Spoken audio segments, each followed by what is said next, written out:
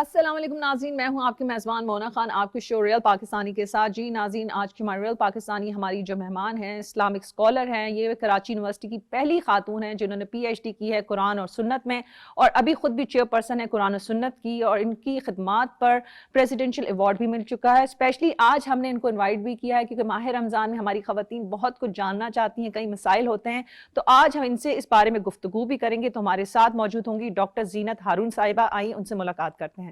جی ناظرین، آج کے ہمارے ریل پاکستانی ہماری مہمان ڈاکٹر زینت ہارون صاحبہ ہمارے ساتھ موجود ہیں، ہم انہیں ویلکم کرتے ہیں۔ السلام علیکم ڈاکٹر صاحبہ، کیسی ہیں آپ؟ وعلیکم السلام، میں بالکل ٹھیک، خیریت سے۔ بہت شکریہ ڈاکٹر صاحبہ، اور میں آپ سے پوچھ رہی تھی کہ ماہ رمضان کا مہینہ ہے، آپ کے معاملات کچھ ویسے ہی ہیں، جاب پہ بھی جا رہی ہیں، کچن بھی سنبھالا ہوا ہے، سارے کام ماشاءاللہ سے آپ کر رہی ہیں، تو میں ڈیفینیٹلی آغاز ہی اس حوالے سے کرنا چاہوں گی خواتین کے حوالے سے، کیونکہ اکثر ہمارے ہاں ایک تصور یا سوچ پائی جاتی ہے کہ ماہ رمضان میں خواتین کو اس طرح سے عبادات کا اور اس طریقے سے جو ایک شوق ہوتا ہے وقت اللہ تعالیٰ سے رابطہ کرنے کا، وہ ملتا نہیں ہے۔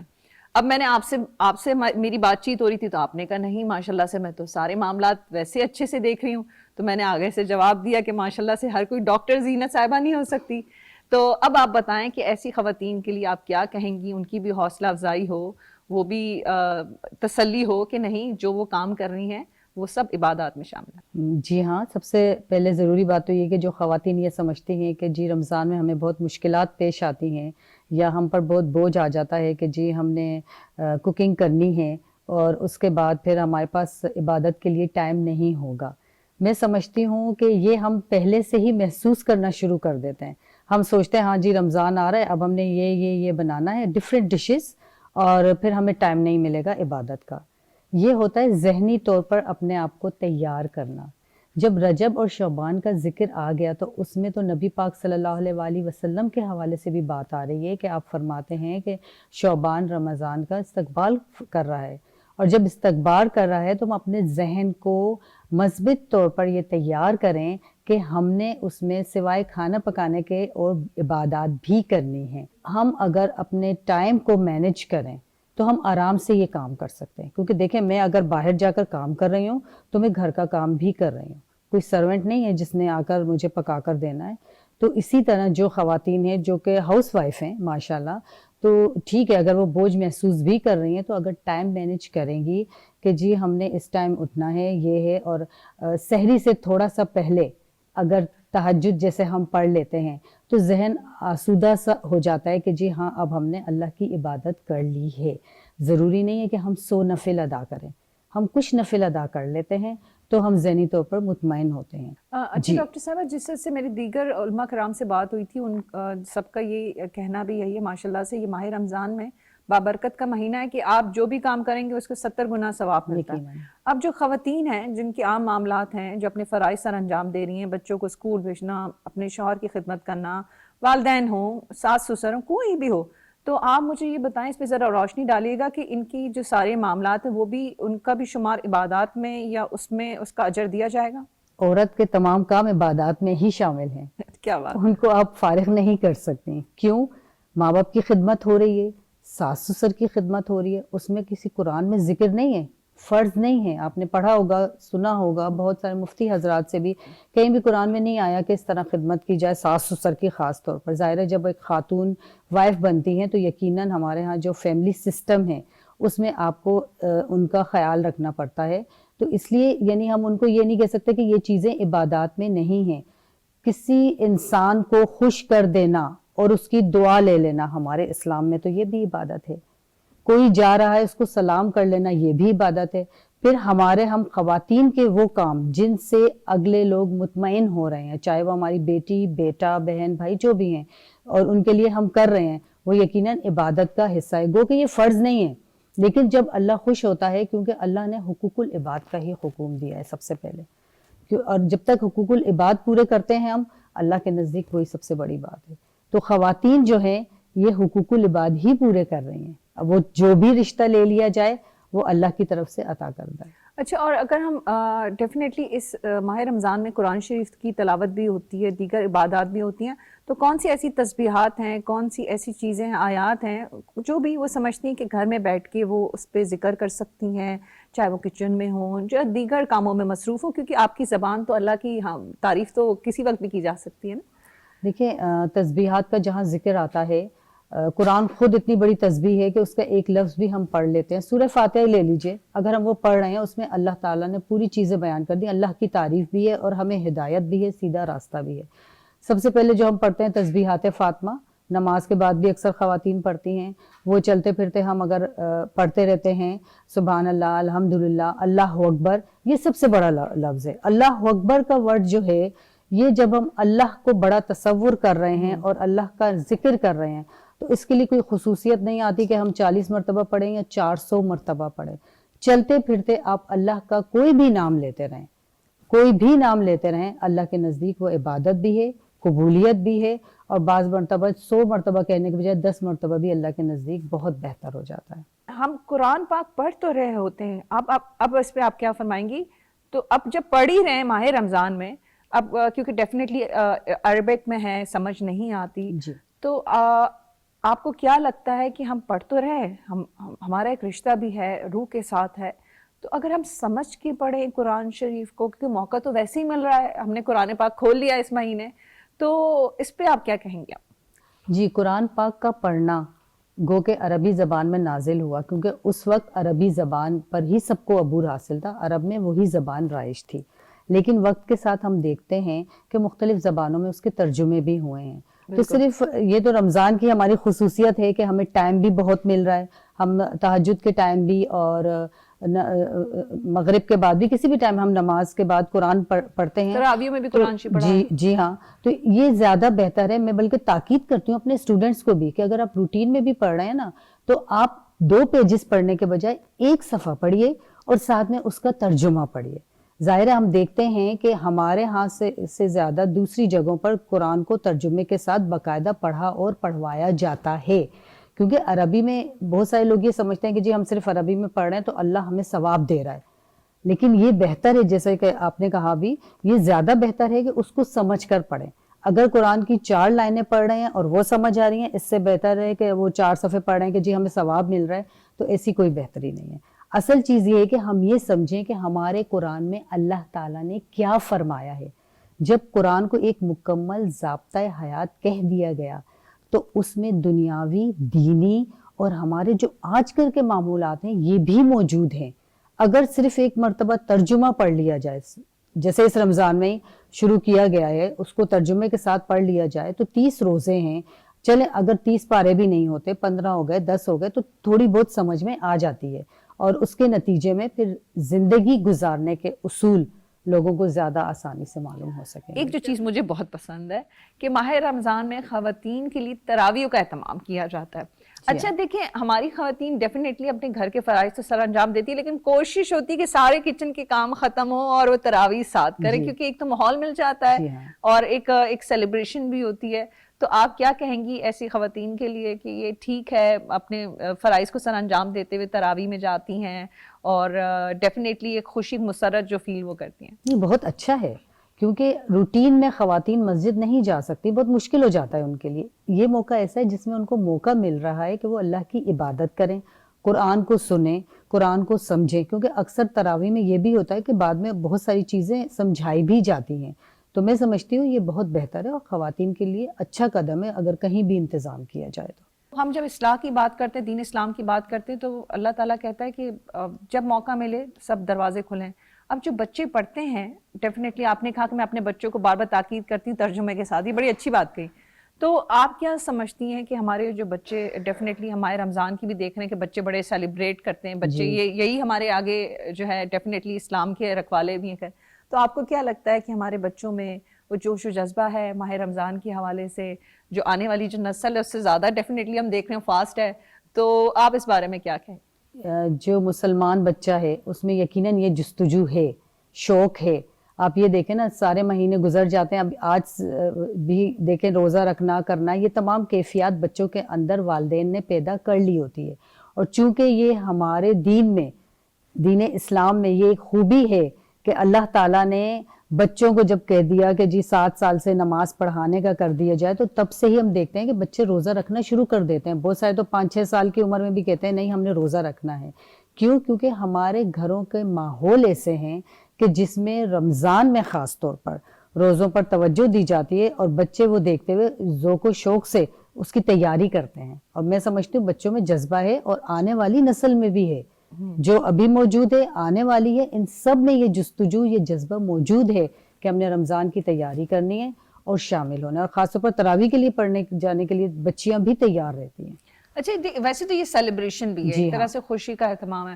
اچھا مجھے تھوڑی سی کنفیوژن رہی ہے, جس طرح افطار کا ہم اہتمام کرتے ہیں, خوشی ہے, تو آپ کیا سمجھتی ہیں کہ افطار کا جو اہتمام کیا جاتا ہے سیلیبریشن کا, تو وہ کتنا کرنا چاہیے؟ کیونکہ ہم یہ بھی دیکھتے ہیں کہ ماشاءاللہ کرنے پہ تو بڑے بڑے دسترخوان کر لیتے ہیں, ہم روزے دار بھی ہوتے ہیں, روزوں کو اہتمام جو ہے ڈیفینیٹلی کھانے پینے سے بھی ہوتا ہے, ایک سوچ ہے. تو آپ کیا کہیں گی کہ افطار کی جو تیاریاں ہیں, میں تو مرد حضرات دونوں کے لیے کہوں گی, اس میں خواتین کی بات نہیں ہے, تو اس میں آپ کیا کہیں گی؟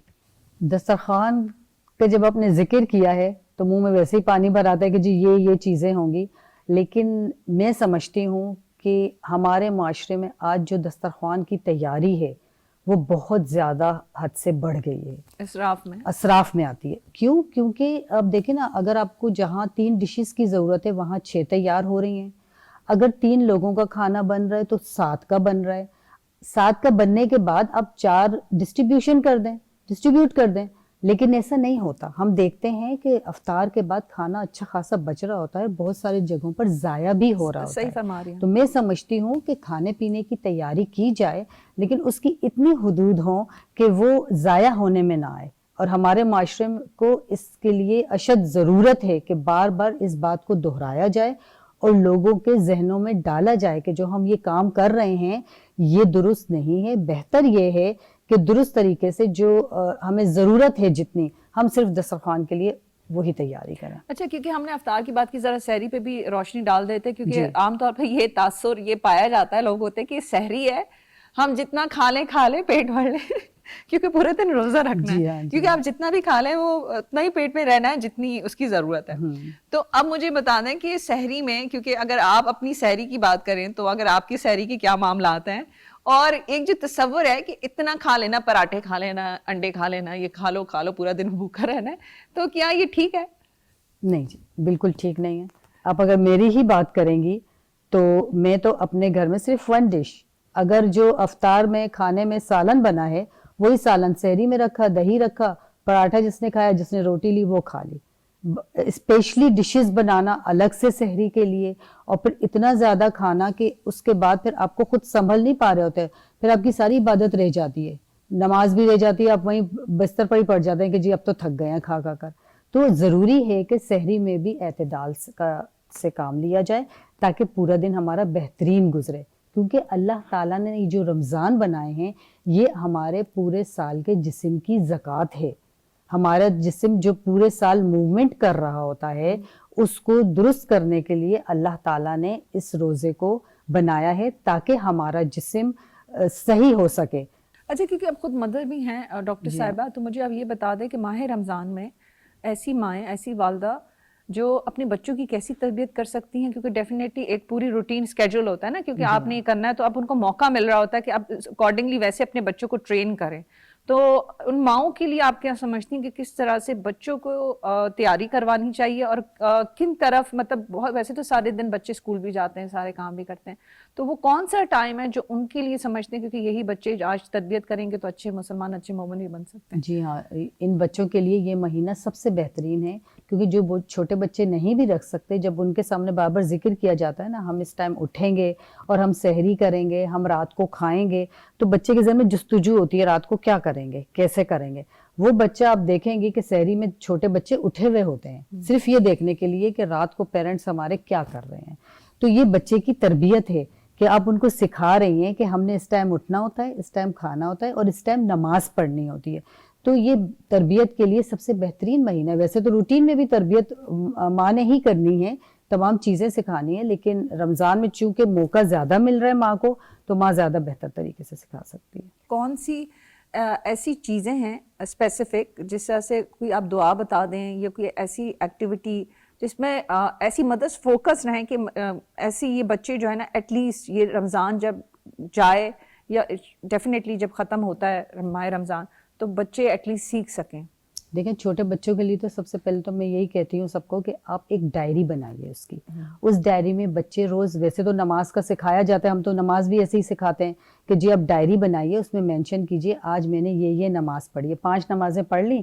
اب رات کو جیسے ہم کہتے ہیں نا کہ محاسبہ ہوگا تو ہم پوچھتے ہیں آپ جی کس کس نے پڑھ لی، پھر تو چھوٹے سے گفٹ دے دیے یا پیار بھی کر لیا بچے کو، تو بچہ کہتا ہے نہیں اب کل تو میں پوری 5 کروں گا کیونکہ مجھے ہوگا. تو رمضان میں ہم ان کو اس نماز کے طریقہ، وقت کی پابندی، یہ تمام کیفیات سکھا سکتے ہیں تاکہ جو کہ آگے جا کر ان کے کام آ سکے. اچھا یہ بھی بڑی اچھی چیز ہے، میں نے دیکھا ہے کہ بچوں کی عام طور پہ اہتمام کیا جاتا ہے روزہ کشائی کا، اور یہ تو اچھا لگتا ہے، اس طرح سے وہ بھی انکریج ہوتے ہیں. آپ کیا کہیں گی؟ دیکھیں روزہ کشائی فرض میں نہیں شامل، لیکن اگر والدین خوشی منانا چاہتے ہیں بچے کی اور بچہ یہ چاہتا ہے کہ میری خوشی منائی جائے تو اسے بھرپور طریقے سے اس انداز میں اپنائیں کہ اگر آپ کا پڑوسی وہ نہیں کر سکتا تو اس کو محسوس نہ ہو، اور کوئی اور اس انداز سے نہیں کر سکتا تو اس کو اس چیز کا احساس نہ ہو کہ دیکھیں ہم نہیں کر سکتے اور یہ کر رہے ہیں.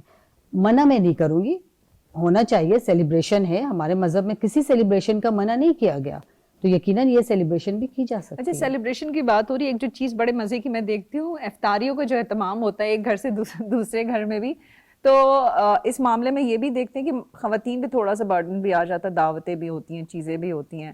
تو اس بارے میں آپ کا کیا خیال ہے؟ کیونکہ آپ کی بھی ماشاءاللہ کافی افطار پہ جانا بھی ہوتا ہے، اور یہ بھی ہوتا ہے کہ آپ ہر جگہ افطار پہ نہیں جا سکتے، کچھ ایسا ہی ہوتا ہے کیونکہ آپ کا ٹائم اور روٹین بھی آگے پیچھے ہو جاتی ہے، کیونکہ آپ کو نیکسٹ ڈے کی تیاری بھی کرنی پڑتی ہے. دیکھیں برڈن کی تو بات ہے، لیکن آپ یہ دیکھیں نا اس موقع پر ہمیں موقع تو مل رہا ہے کہ ہم لوگوں تک اپنی چیزیں پہنچا رہے ہیں. یعنی پڑوس میں بھی اگر ہم افطاری بنا کے بھیج رہے ہیں تو روٹین میں ہم یہ کام نہیں کر پاتے. یعنی اگر ہمارے محلے میں تو مہینوں بعد کوئی چیز بھیج دی تو بھیج دی، ادروائز رمضان میں یہ ہے کہ دل چاہتا ہے کہ ہاں ہم بھی کھا رہے ہیں، ہم ان کو بھی تھوڑا سا چکھا لیں کہ ہم ایسا بناتے ہیں. تو میں سمجھتی ہوں کہ یہ ایک انداز ہے رمضان کو اپنانے کا، ایک سلیقہ ہے کہ خواتین آپ یہ دیکھیں کہ وہ بناتی چلی جاتی ہیں چیزیں، وہ منع نہیں کرتی کہ نہیں جی ہم اتنا زیادہ نہیں بنا رہے. کیوں؟ اس کے لیے کہ کیوں مطمئن ہوتی ہیں کہ ہم بھی نیکی ہی کر رہے ہیں. یہ بھی نیکی ہے کہ آپ پڑوسی کو بھی خوش کر رہے ہیں، کوئی غریب ہے اس کو بھی خوش کر رہے ہیں، تو یہ درست ہے، اچھا ہے. اچھا کیونکہ آپ خود بھی ورکنگ لیڈی ہیں ڈاکٹر صاحبہ، ڈیفینیٹلی ایک گھر میں رہنے والی کے معاملات الگ ہوتے ہیں ورکنگ لیڈی کے بھی. ابھی آپ نے جس طرح سے شروع میں آغاز میں کہا کہ نہیں اٹس آل گڈ، میں مینیج کر لیتی ہوں، ماہ رمضان کے مہینے میں کوئی پرابلم نہیں ہوتی، لیکن ایسی خواتین ڈیفینیٹلی جو کچن میں بھی نہیں دیکھ سکتی، جو عبادات بھی نہیں کر سکتی، اور ان کو گھر بھی دیکھنا ہے، کمانا بھی بڑا ضروری ہے، تو آپ ان خواتین کے لیے کیا کہیں گی کہ وہ کس طرح سے اپنی زندگی کو اس ماہ رمضان کو، جو ڈیفینیٹلی ہر کوئی چاہتا ہے کہ اس سے فائدہ اٹھایا جائے، اللہ تعالیٰ کو راضی کیا جائے، وہ کس طرح سے کر سکتی ہیں، کیسے رابطہ کر سکتی ہیں؟ اللہ تعالیٰ سے رابطے کے لیے ضروری نہیں ہے کہ ان کو بے تحاشا ٹائم ملے. اگر آپ سحری تیار کر رہی ہیں، سحری سے تھوڑا سا پہلے اٹھ جائیے، 15 منٹ پہلے اٹھ جائیں، نہیں تو 10 منٹ پہلے اٹھ جائیں، آپ نے تہجد پڑھ لی تو اللہ کے نزدیک یہ بہت بڑی قبولیت ہے. پھر افطار کے ٹائم ہم دیکھتے ہیں کہ یعنی یہ مصروف خواتین ہیں جن کی آپ بات کر رہی ہیں کہ بہت زیادہ، جن کو بالکل ٹائم نہیں مل رہا، لیکن افطار کے لیے تو ٹائم مل رہا ہے ان کو، اس ٹائم یہ اللہ کو یاد کر سکتی ہیں. یعنی ہم یہ گلہ کرتے رہے اس ٹائم کہ اللہ ہمیں موقع ہی نہیں ملا پورا دن نماز پڑھنے کا، ہم کیا کریں؟ تو ایسی کیفیت نہیں ہونی چاہیے. ہماری سوچ میں یہ ہونا چاہیے کہ ہم نے اگر صرف اللہ کا ورڈ بھی یوز کر لیا ہے تو اللہ کے نزدیک وہ قبول ہے.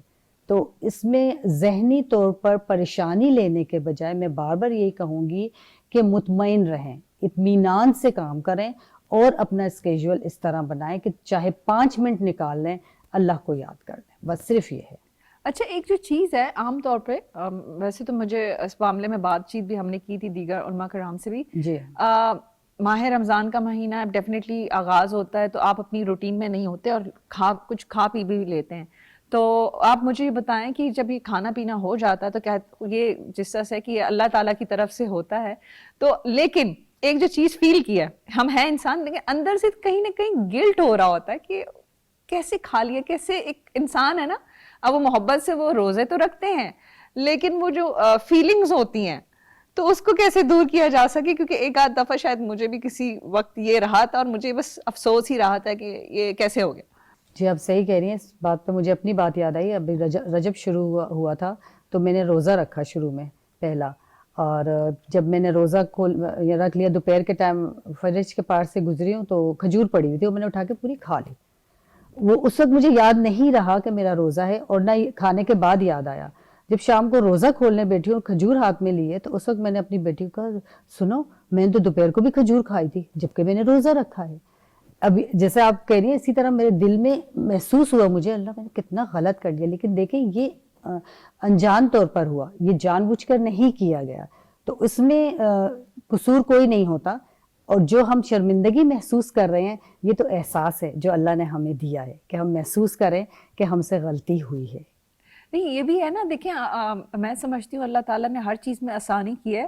اس میں بھی یہ میں نے جو سنا ہے کہ اللہ کہتے ہیں کہ خدا نے آپ کو کھلا دیا بس. ہاں یہ تو آپ کا کوئی قصور ہی نہیں ہے، یہ تو اب چلا گیا، اس میں آپ کوئی نہ کریں. لیکن وہی بات ہے، یہ بھی خوبصورتی ہے، وہ احساس جو ہے جو اپنے رب سے کرنے کے لیے. اچھا کیونکہ جب ماہ رمضان کی ہم بات کرتے ہیں کہ اس میں کہتے ہیں ہر لمحہ ہر منٹ ہر چیز ہی جو ہے بڑا فضیلت والا ہوتا ہے. آپ کا سونا بھی عبادت ہے، ہر چیز بھی. اچھا کیونکہ میں نے اب سونے کا بھی ذکر کر ہی دیا کیونکہ ڈیفینیٹلی اب یہاں پہ اکثر اوقات میں کیونکہ ایک ایسی روٹین بنتی ہے جس میں نیند میں سمجھتی ہوں عورت کے مرد سے ذات کی بھی نہیں ہوتی. تو اب آپ مجھے بتائیں کہ اور لوگوں کی کوشش بھی یہی ہوتی ہے کہ تہجد بھی پڑھے جائیں اور زیادہ سے زیادہ، تو اس میں کوئی ہے کہ اپنے لیے گنجائش انسان رکھ سکتا ہے کہ معاملات میں زیادہ سختی نہ کرے؟ انسان ہے، خطا کار ہے، غلطی بھی ہو سکتی ہے.